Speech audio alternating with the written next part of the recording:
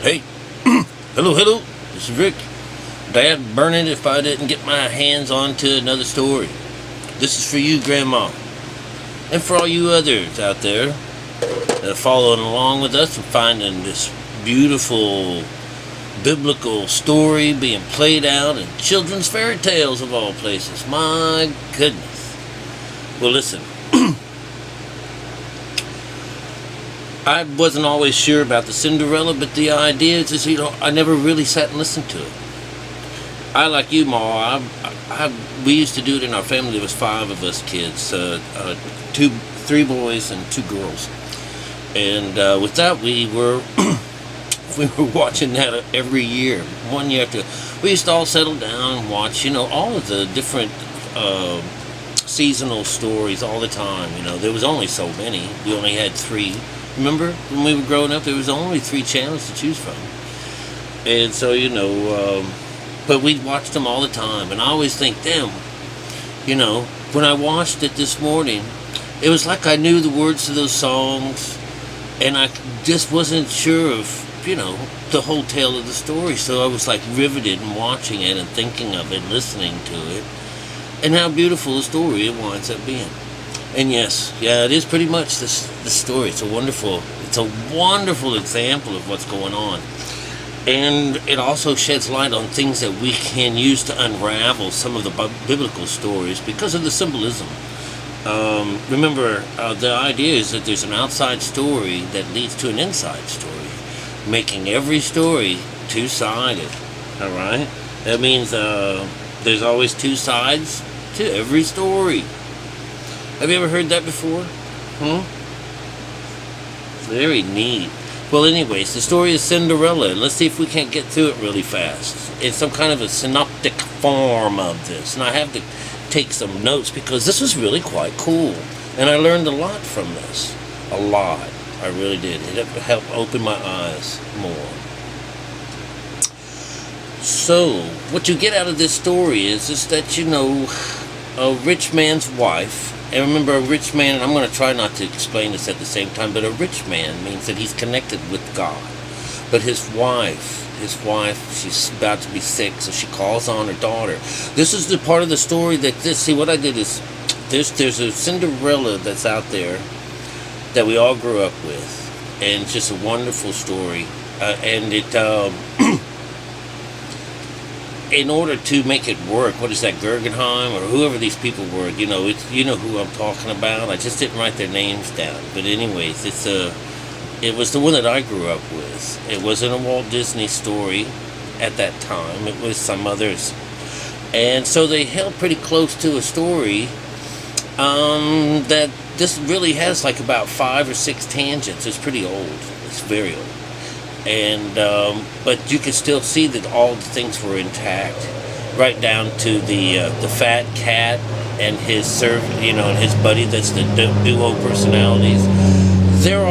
Most of all this stuff in the Cinderella story is happening inside their mind. There's very few times that they're actually outside, in like real world type of thing. Everything is on the inside, and it's just really pretty cool. But anyways, it was really neat to know that she doesn't get to bed to sleep in. She's never gets a bed to sleep in these situations, in any of these stories.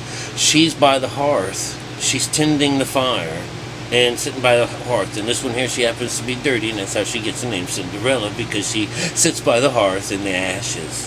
And remember the one-eyed kitty cat, that's where he sat up. He got up on the mantle in there, And all of these guys are in the kitchen. So, she's kitchen help. Remember, a couple of whiles ago with one of the other princesses, she had to bring the water and do all, and then he turns around and takes his beard off and marries her. Yeah, this is him.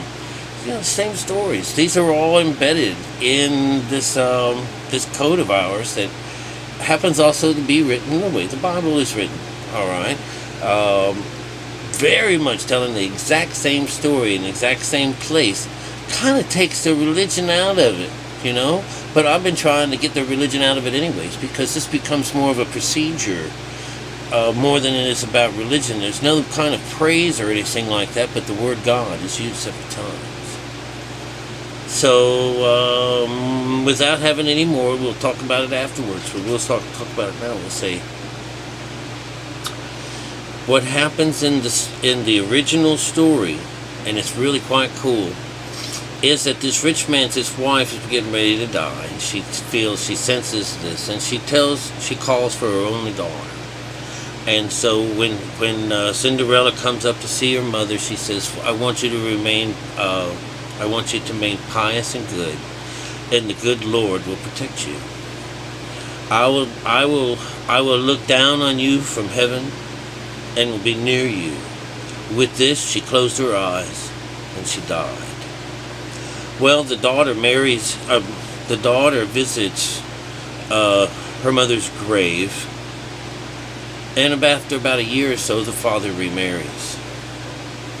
When he remarries, this new wife brings in 2 daughters, and these 2 daughters are really beautiful, but they have what they call an evil heart.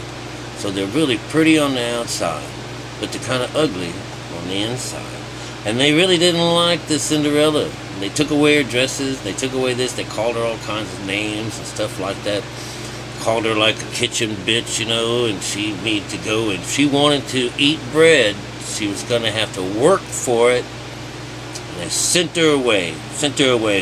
Out with this kitchen maid,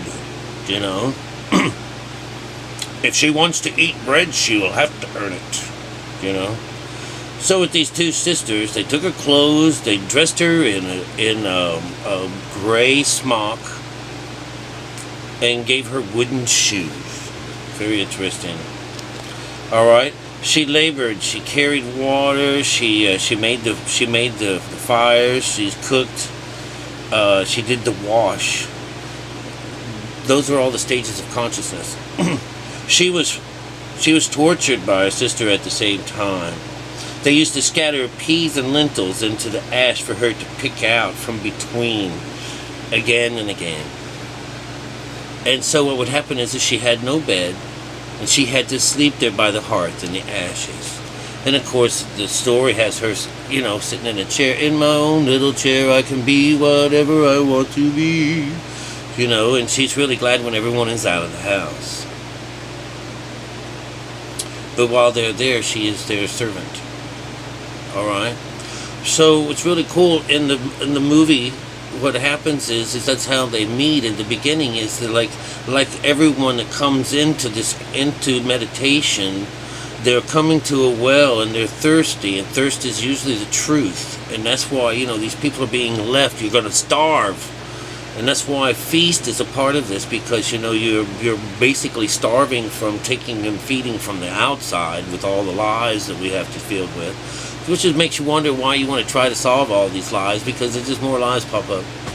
But it's what we feed off of. And they want you to feed off the right side of the brain so you can do a little better. So anyways, what happens is she sleeps by the hearth, and she is always dusty and dirty, and that's where she gets her name, Cinderella. That's the whole point of this part. Alright, she takes care of the hearth, and she is a servant. Okay. One day, the father is going to a fair, and he talks to his 3 daughters, and he asks the 2 what they wanted. He asked one at a time, and one says, "Oh, fine dresses, beautiful dresses, I want." He says, and then I asked the other one, "What would you like?" She goes, "Oh, jewels and pearls, beautiful things." And then he asked little Cinderella what she wanted. She says, "I'll take a twig off a tree that does something to his hat on his way home." So he says, "Okay." So he went off to the fair, and when he came back, he brought dresses for her. But on his way back, he scraped through what did they call this thing? A hazel bush, and it knocked his head off. And so, while he was there, he picked off a branch of that, and he brought it home with him to give to Cinderella. So he gave the one girl dresses, and the other girl the jewels, and then he gave Cinderella the little twig. They all thanked him, and they all went off. All right. I hope I don't forget telling you what that little twig's about. All right. Well, anyways, I probably won't. There's other things about that twig in our time, in our lives, that we should know about, symbolism-wise. So what's wonderful about this is that she goes and she takes this branch. She goes to her mother's grave, and she places it on the grave, lays it on top of the grave, and she cries. And she cries so much, and she goes there, she visits it 3 times a day, and cries. And then this thing took root and grew into this beautiful hazelnut tree. And so that would be where she would go and spend all of her time, 3 times a day, like I said, every day, spending time underneath the hazelnut tree, being close to her mother. And every time that she had a want or a need or anything like that, a little white dove would just show up out of nowhere and toss whatever it was that she wanted. How nice. Well, when Father came back one day and he said there's going to be a 3-day, the king is throwing a 3-day festival. And he was, everyone is invited, so everybody's like real excited. Everyone is allowed to go, except for, this little Cinderella. She says, the stepsister says, you don't have any clothes, you can't go, you got whatever, you're dirty and filthy and stuff like that, So if you can do this in 2 hours, you'll be done. So see, they throw some peas and lentils into the ash and make her, if you can clear all of this out of there within 2 hours, you can go. And then all the family left. So Cinderella goes out the back door and she hollers at everybody and she says, doves, something about doves, whatever. It was having to do with she was trying to call in all birds. This is the 3rd phase of consciousness, is air. And all these birds, she says, hey, if you come in and help me out, the good ones you can put in the pot, and the bad ones you can take out into your crops. So this is a little separation. And so they all came in. First it was just the 2 turtle doves. It always starts off with the 2 doves, or 2 pigeons. Remember, there's pigeons. We'll talk about that some other time. But these 2 pigeons came in first, and then a few minutes later, all the birds did, and they all helped her out, and they put this in this bowl, and they took the other ones away. So when she gets done, she's just so happy as a clam because it only took 1 hour to do that. So she took those bowls and stuff and took it into her stepmother, said she's going to be pleased as clams. She's getting this done. Nope. I told you no. You're not going. You're dirty. You don't know how to dance. You ain't got no clothes. You ain't got nothing. No, you're just going to be a laughing stock, and we're not going to do it. And so, pushed her off, turned her back to him, and they took off. Well, Cinderella, she took off out there too. She took off the back door and she came out, laid on top of Mama's grave underneath that tree that had been growing. And of course she asked, what did she say? Let me see, because it starts to say something here. Damn. I don't want to get, I'm far enough ahead of myself. It says, damn, did I go too far? Oh, well here, no, I'm not. And it says here, she went to the birds of the air for help. God, the good ones go into the pot, bad ones go into the crop, and the pigeons began to pick, and the others began to pick, and it took 1 of the 2 hours, and she took them to the stepmother to think she'd be happy with it, and said, no clothes. Cinderella then hurried off from Cinderella. And then the stepsisters and everyone all hurried off. With no one home, she goes and visits her mother's grave, and she cried out underneath the hazel tree, shake and quiver, little tree, throw gold and silver down to me. And the bird threw a gold and silver dress to her, and slippers embroidered with silk and silver. She dressed and off she went, unnoticed by her stepmother and sisters. who thinks that she's still picking the lintel out of the ashes. And she took off and went to this festival. She's had a great time. As soon as the preacher, or as soon as the prince saw her, she made immediately over to him, and they just danced and danced. They danced all the day. And he says something like, "She is my dance partner." Someone would come in and try to take her from him. No, no, no. She's my dance partner. And then at the end, it's getting nightfall. Gotta go. Gotta get going. And he says, "But let me take you home." She says, "No, no, no." And he says, "Please, I insist." And so she kind of disappeared. And what she did is she jumped into a pigeon coop. And it's like to hide out. He says, "I think that's where she went." You know, she jumped the coop. That means she got the hell out of Dodge. It's kind of funny. But this is a little building that this is this transition place. Remember, there's always a little building.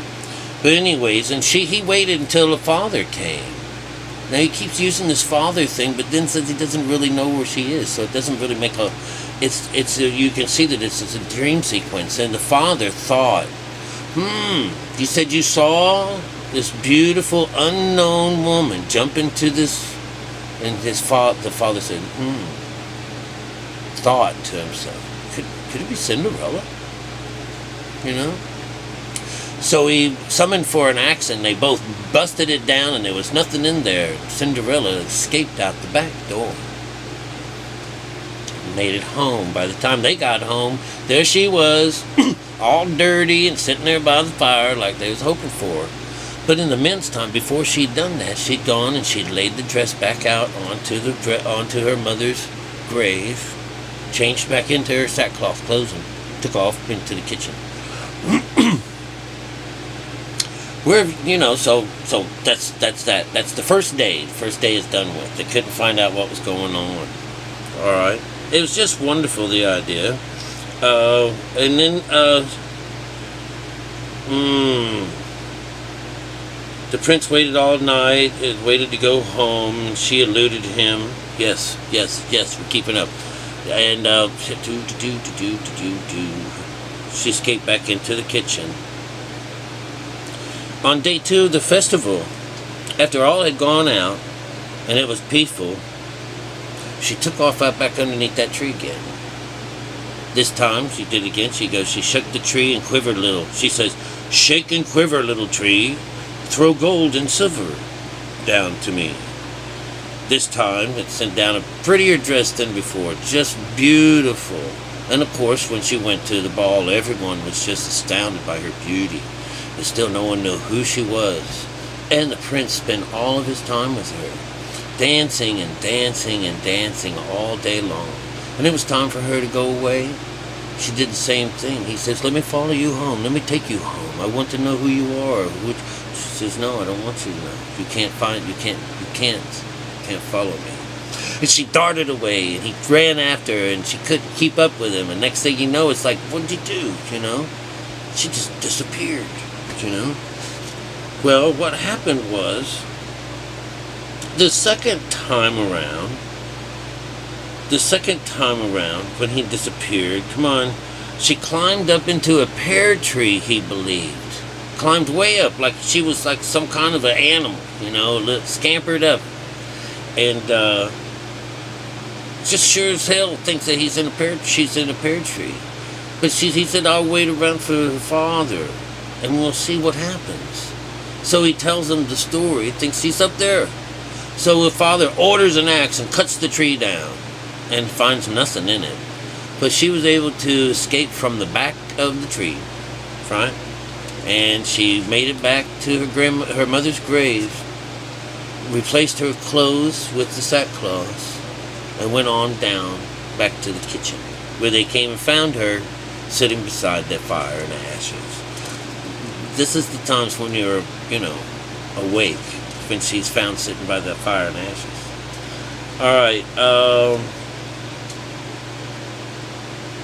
Could it be Cinderella, he thought. Third day came around, and after this, it says, after they had went out of the house, she took off to her mother's and said to the tree, "Shake and deliver, little..." shake and quiver, little tree. throw gold and silver down to me. A beautiful dress with gold slippers. And again, when she went to this party, she was the most beautiful, and he spent all of his time with her. And they got ready to go this time. He had a trick and plan.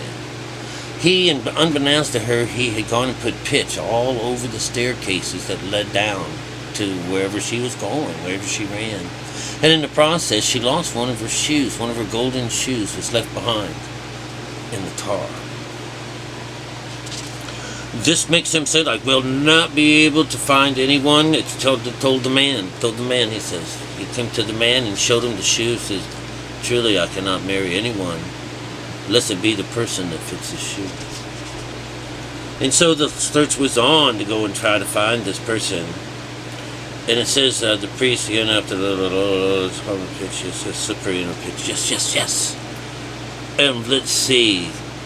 And so, let's see. Because he said that, he went out to look for someone to find. He's going to find out who fits this. And he's going around, like he was going to find out find his true love, who his true love is. Well, when he got to the man's house, he knows he has 2 daughters.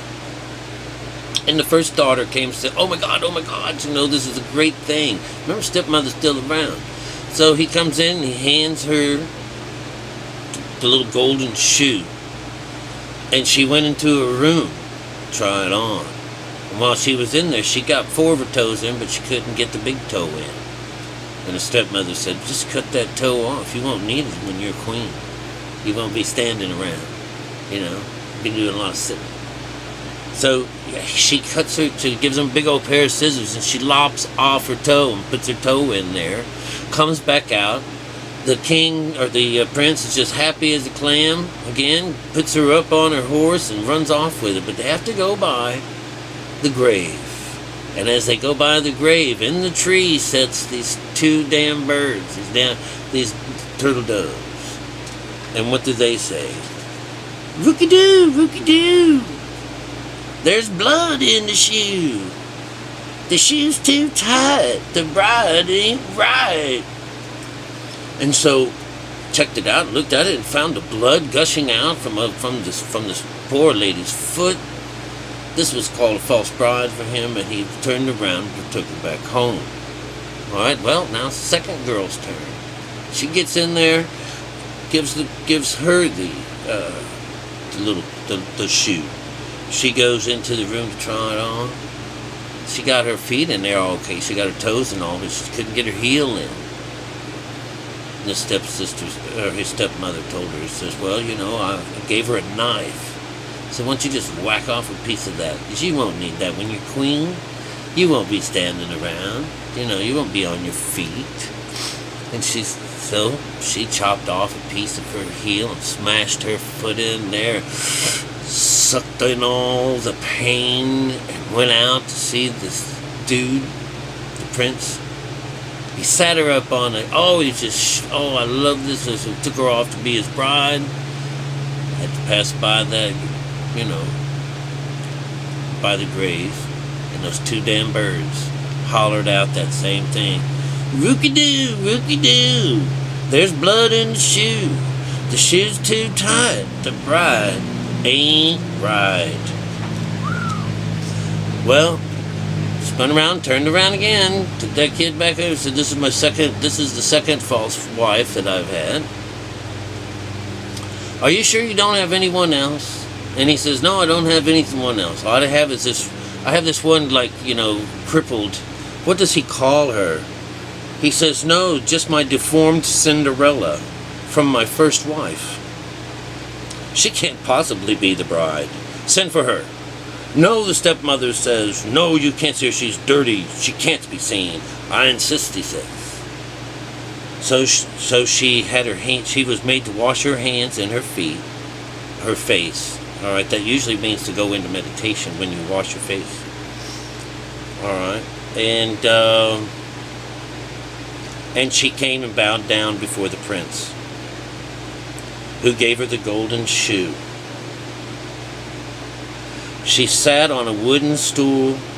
She pulled her foot out of a heavy wooden shoe, and she put into the slipper, and it was a perfect fit.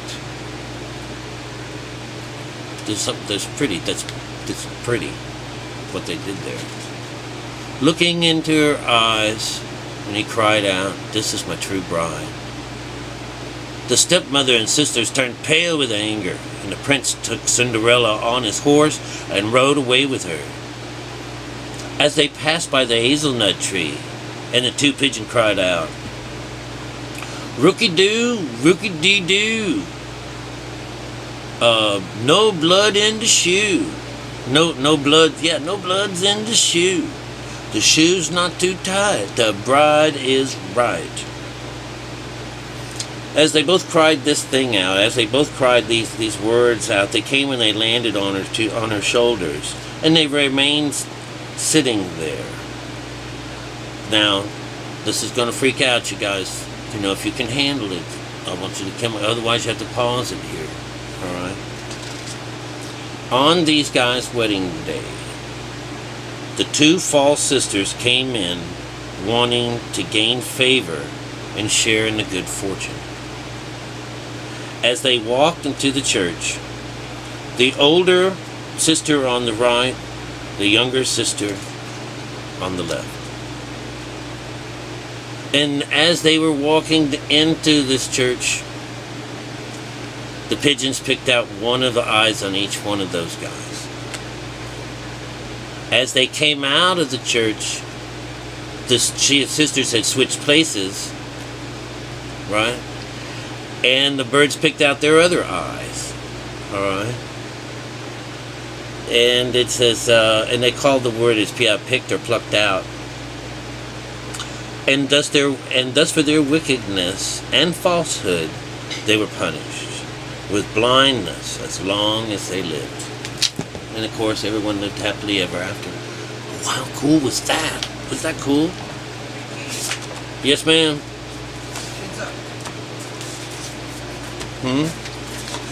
Holy shit, what is that? Right. Alright, great. Alright, I'm in the middle of a taping, but I love this. Oh, I'm gonna eat this.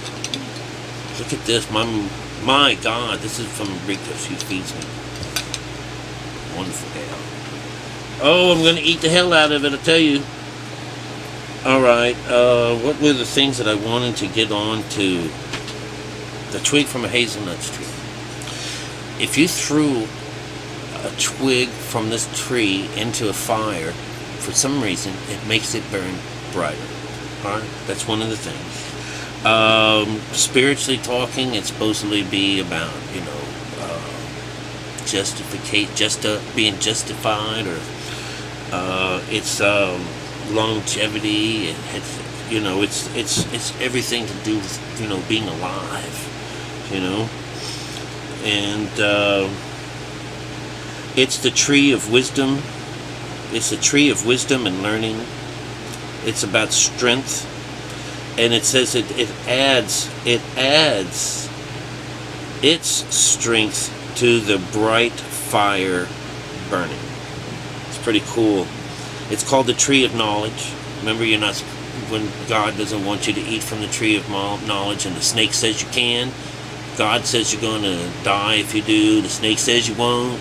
And really it's true, because God is this outside situation in these stories, and he's going to tell you, don't go, you're going to die, and the other one says go because you'll be like them. And that's really the whole point of this, is to be like them, to get mother and father together so we are as one like they are.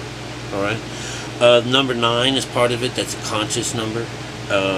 Mercury is the sign for someone whose name, that name actually falls under Mercury. Mercury is the messenger. He's the one with the feathers. That's why it's just really cool shit. What else is there in here? I think that's about it on that. I think that here is the one right here. Picking lentils out of ashes.